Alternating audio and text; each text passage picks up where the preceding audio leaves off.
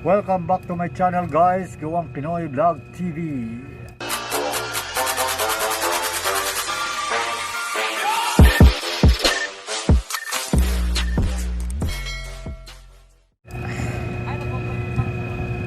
Dito tayo ngayon sa umagang ito upang magsimula naman sa ating trabaho at ipakita sa inyo kung anong aming mga activities sa umagang ito. Hi guys, sa mga followers yan, shout out sa inyong lahat dyan sa ating OFW. Magandang umaga sa inyo kung saan mga isulok ng mundo. Naway pagpalaan tayong lahat sa umagang ito. Guys, kung ano man ang ating topic ngayon, pag-uusapan, marami na tayong ibabahagi, i-share sa ating mga kababayan kung saan ito ay pinakamahalaga rin, na matutunan din o inuman at kung sino din ang interesado. So maraming salamat guys sa inyong pagsuporta, patuloy lang. So guys, bago lang ito na kami ngayon, sasabihin ko lang po ng aking mga vlog ay tungkol naman po sa aking trabaho at patuloy natin itong kinocontinuous kung anong ating makikita dito sa paligiran. At ngayon muli ko namang sisilipin gamit itong akong telescope. I-connect natin ito sa ating cellphones, device cellphones, para makita natin yung malayo. At i-zoom in natin gamit itong telescope na kung saan para ito sa ating cellphone connect. So makikita natin dito ba sa pamagitan dito ang anumang mga gusto nating maabot. So hindi naman kalayuan na maabot ito ang miles nito, 50 meters ang Florida area. So malaking bagay din ito para sa ating mga nagbablog sa mga sulok-sulok dito sa Panganting Norte. Kumbaga ba guys, ni-introduce natin ito na magandang gagamitin itong telescope ang tawag nito. So 4x60 to yung ano niya, 550 meters, 95 zoom in ang kaya niyang abutin talaga nito yung ating gamit. So nakita niyo na to sa aking unang mga vlog, ang iba pa naman din nakakita nito po. Magandang bagay ito, ito lang yung ginagamit kung gusto mo yung zoom. Ito siyang ginagamit sa pag sa linaw. Ito naman ang compass, kailangan nasa elevation ka lagi. Sa elevate ng iyong pagsisilip. Ito yung pinaka-alignment sa malinaw mo. Kung makikita nyo, yan.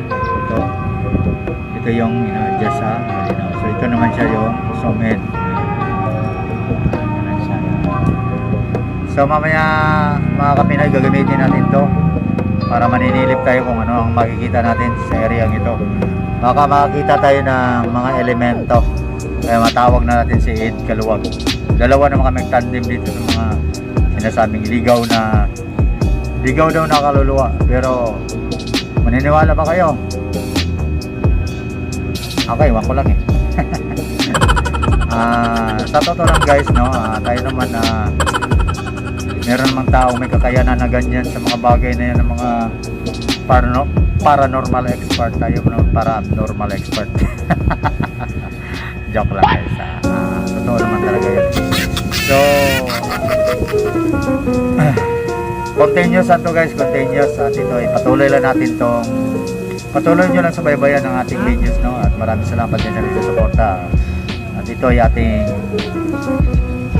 part 1, part 2 and part 4 hanggang matapos itong aming nagawa pakita. At marami pa akong mga ibang videos na hindi ko pa na-upload dahil hindi pa tapos ang aking trabaho. So makikita nyo rin yan about channel. Huwag nyo lang kalimutan i-subscribe ang channel Gawang Pinoy Vlog TV at hit ang aking bell button. Piliin nyo lang all para i-updated nyo lagi sa aking upload video. Guys, gamitin na natin yung ating zoom in camera,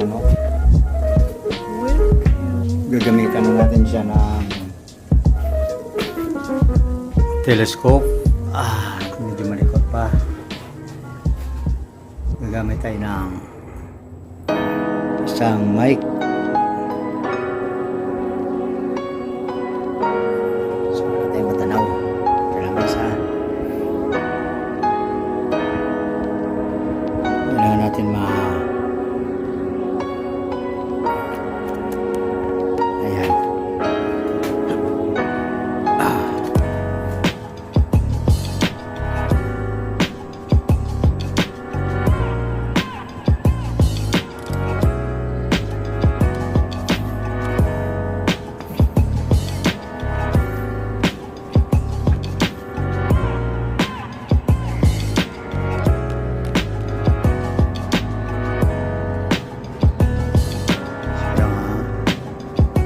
kinukuha na natin tong isang asong medyo may masakit niya ata ito, may galis. Ayan o, sinusumsa natin o. Simulayo yan guys, pero pa isa. Ayan, so, sumpa natin. Ayan, dyan siya laging dalag sa truck. Delikado pag matras.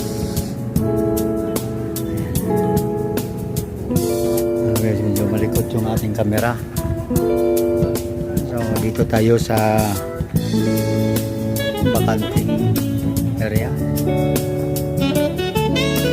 So kinabit na natin itong telescope. Ano natin? So maghanap tayo ng ano makikita natin.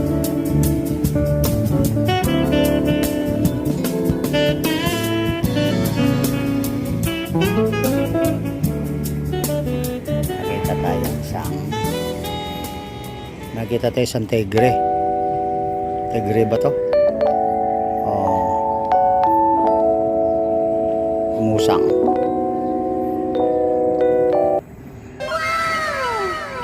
Umusang daw, umusang.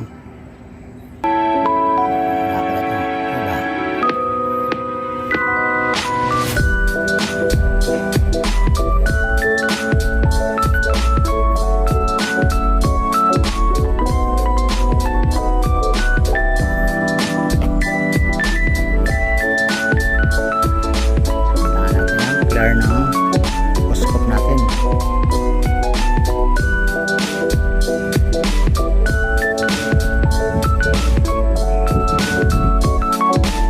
Medyo labo.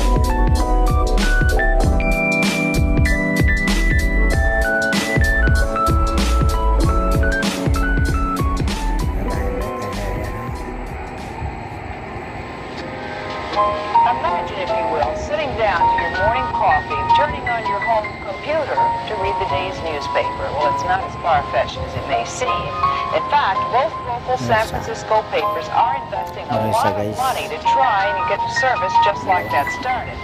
Science editor Steve Newman reports on one person already using the brand new system.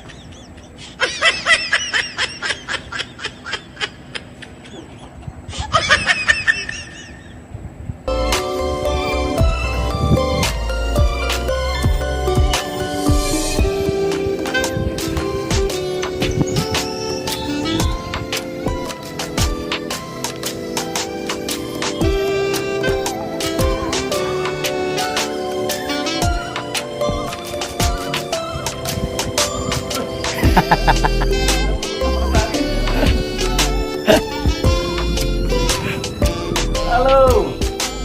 Oh no!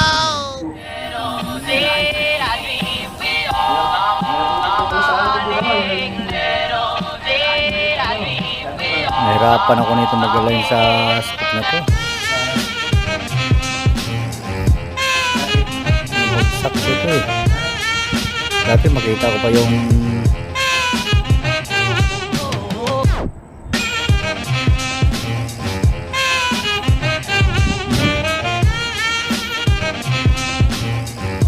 mahirap talaga guys mag-align itong ating telescope.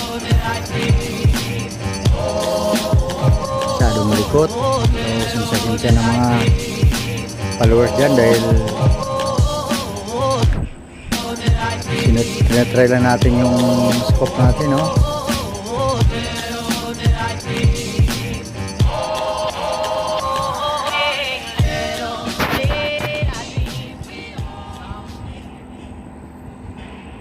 Talagang malayo lang gusto niyang matatarget.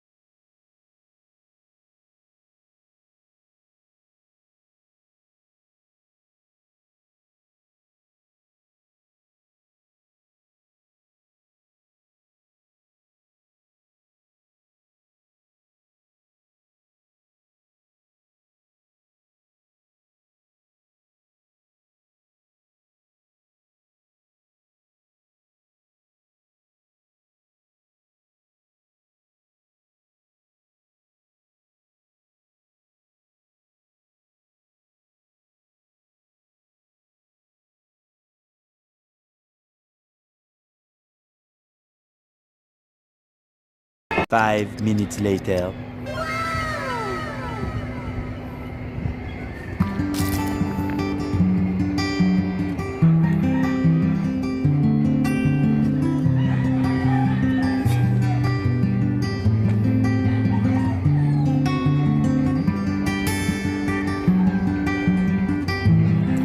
So guys, dito nagtatapos ang ating vlog, no? At nasubok din natin ang ating telescope camera. So kung mapapansin nyo yung sa harapan, sa likuran ko ay ship coast guard naman, no? At isa din paparepair din yata sa kanilang mga troubles. So ngayon guys, maraming salamat sa inyong patuloy na pagsuporta. Go lang po, go lang tayo, okay? Go lang po mga kapinoy. Ipakita pa natin yung iba natin tanawan dito sa construction area, kung saan field na ito ay dinidevelop. Dinidevelop po ito mga kapinoy dahil ito po ay dating shipyard at nagkaroon ng problema at ngayon na-improve po ulit ng company natin. Isaayos nila yung mga dapat ilagay dito at ang plano po dito ay gagawin stockan ng mga container bag, kung ano mga portion as piece ang lalagay dito.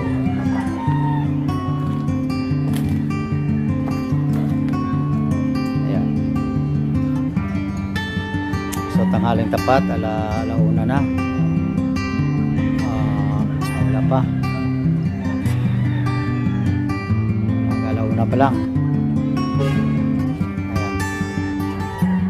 So guys, maraming salamat sa lahat at hanggang sa muli ang ating pagbablog. Salamat, good luck and God bless.